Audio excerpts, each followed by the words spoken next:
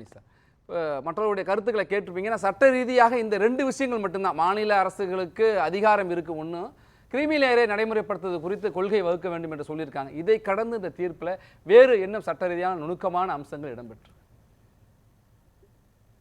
Sir, இதுவரைக்கும் இது ஏன் மாநில உரிமையை திருப்ப பேசுகிறோம்னா, ரொம்ப பேர் நான் கேட்டுட்டேன், புரிஞ்சுக்காமல் பேசுகிறாங்க.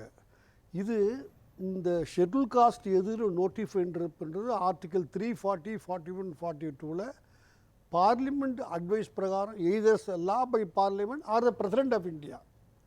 அதனால தான் பிரசிடென்ட் ஆஃப் இந்தியா நோட் பண்ணதில் நீ ஒரு கூறு போட்டு 10, 15ன்னு பிரிக்கலாமாங்கிற கேள்வி வந்துச்சு. இது ஏதோ மாநில மத்திய அரசுன்னு நினச்சிக்கிட்டு இது ஏதோ அது அரசியல் பண்ணுறாங்க, அவ்வளவுதான். அல்ல, 340, 41, 42ல் இது அங்கே பிரசிடென்ட் ஆஃப் இந்தியா எடுத்து வேணால் பார்க்கலாம், யாராவது முடிஞ்ச ஆர்டிகல்ஸை. அவருடைய பவர், அவர் பார்லிமெண்ட் என்ன சொன்னதோ அதை கேட்கணும்னு இந்திரா காந்தி அமெண்ட் பண்ணிட்டாங்க. அதனால் அல்டிமேட்லி அங்கே பார்லிமெண்ட்டு சொன்னதை ஒரு ஸ்டேட் கவர்மெண்ட்டு அமெண்ட் பண்ண முடியுமா? இதுதான் இஷ்யூ. அதனால தான் இதுக்கு இந்த அளவுக்கு ஒரு பிரபலமாக மாறியது. சரி, இது முதலாக இப்படி தீர்ப்பு வரைக்கும் வந்ததில்லை, வந்திருக்குது. அதை முதல்ல மனந்திறந்து பாராட்டுவோம். இதை கிருஷ்ணாங்கிறவர் தான் ஒரு பெரிய போராட்டமாக ஆந்திராவில் ஆரம்பித்து ஒரு ப்ரொட்டஸ்ட் மார்ச் நடைபயணம் போனார்.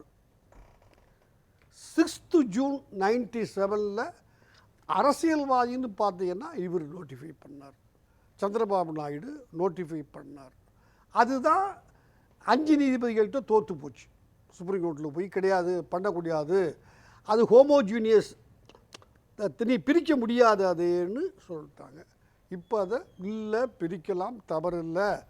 அது ஒரு ஜஸ்டிஸ் கவாய்ங்கிறவர், அவர் தலித். அது இன்ஃபேக்ட் இந்த ஜட்ஜ்மெண்ட் வந்ததுக்கு ஜஸ்டிஸ் கவாய் ஒரு தலித். ஆமாம், இனிஷியல் எதுக்கு சார், இனிஷியலாக முக்கியம், நமக்கு பேர் ஒரு கவாய் தான் அங்கே இருக்கார். அதனால் அவருடைய பெரும் பங்கும் சீஃப் ஜஸ்டிஸ் ஒரு ஸ்டிஃபாக இருந்தார், ஒரு கொள்கை எடுத்து நின்றாருங்கிறது தான் உண்மை. அவர் சொல்கிறாரு, இந்த இடஒதுக்கீடை பற்றி ஒரு அருமையான கருத்து சொல்கிறாரு.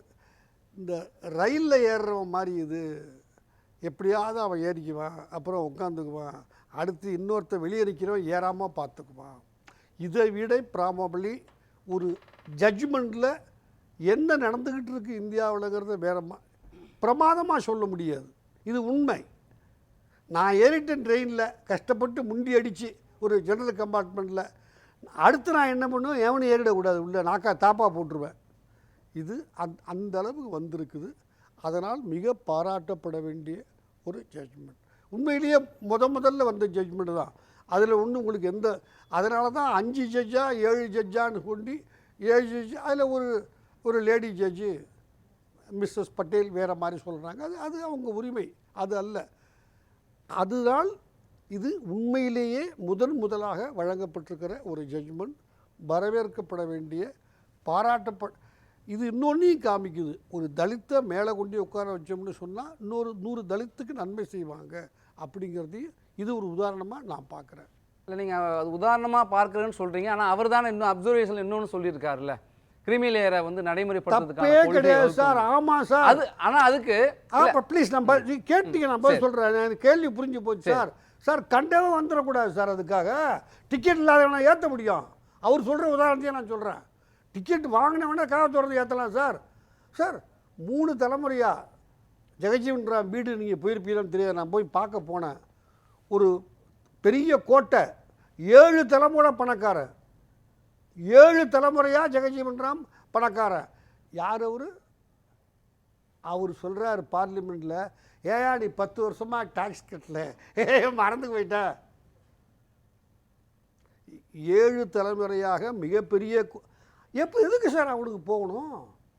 அவர் கேட்குறது நியாயம். அதான் சொல்கிறார் அவர், நிச்சயமாக வேணும் சார். அது தலைமுறையாக ஒரே ஜாதியிலோ குடும்பத்திலோ எதுவும், அவர் 2 உதாரணம் சொன்னார்ல, அப்பா பிள்ளை அம்மா, கரெக்டாக அவர் சொன்னது தப்பு இல்லை. அது ஆய்விடுமானால் அப்புறம் அது அர்த்தம், இடஒதுக்கீடு அர்த்தம் இல்லாமல் போயிடும். எனவே இதில் என்ன, அட்மிஷன், காலேஜ் அட்மிஷன் அல்லது வேலை, இந்த ரெண்டுக்கு தான் சார் இப்போ இன்னும் தெரியல. இதை நீங்கள் விட்டுருங்க, அவசியம் இல்லை. எலெக்ஷனில் நிற்கிறது அவசியம் இல்லை. அது அம்பேத்கர் சொன்னதை நம்ம ஏற்றுக்கலை. தினம் எவெல்லாம் அம்பேத்கர் வாழ்கிறானோ அவன் இந்த விஷயத்தில் அம்பேத்கரை ஒத்துக்க மாட்டேங்கிறான். எதில்? இடஒதுக்கீடு எலெக்ஷனில் எத்தனை வருஷம் சொன்னார் அம்பேத்கர்? போடோ அம்பேத்கர் ஜெயம்மா, அடுத்த வார்த்தை அம்பேத்கர் தப்பா. அம்பேத்கர் மற்றதெல்லாம் நீ அறிவாளின்னு அம்பேத்கரை ஒத்துக்கிட்டா அதுக்கு ஒரு லிமிட்டேஷனை வச்சதை ஏன் ஒத்துக்கலை? இல்லை தொடருவோம். அதனால் இது மிக நிச்சயமாக டிக்கெட் வாங்கினவனை ஏற்றணும், டிக்கெட் வாங்காதவன் இந்திய வசதியாக இருக்கான், அவனை ஏற்ற வேண்டிய அவசியம் இல்லை. ஆனால் அதே விடுதலை சிறுத்தைகள் கட்சியுடைய தலைவர் திருமாவளவன் அந்த அறிக்கையில் இன்னொன்று குறிப்பிட்டிருக்காரு. மாநில அரசுகளுக்கு உள்ஒதுக்கீடு கொடுக்கலாம் என்று உச்சநீதிமன்ற தீர்ப்பு சொன்னாலும் கூட இதை பயன்படுத்தி சில மாநில அரசுகள் பட்டியலின பிரிவுகளுக்குள்ளேயே ஒரு அரசியல் லாபத்திற்காக பிரிவினையை ஏற்படுத்துவதற்கான வாய்ப்பு இருக்குது அப்படின்னு சொல்லியிருக்கு. அது ஒரு அரசியல் பார்வை சார். பாலை குடிக்கலான்னு சொல்கிறீங்க, சாராயம் குடிச்சிருவான் கப்புன்னு சொன்னால் நான் என்ன சொல்ல முடியும்? அவருடைய அரசியல் பார்வை.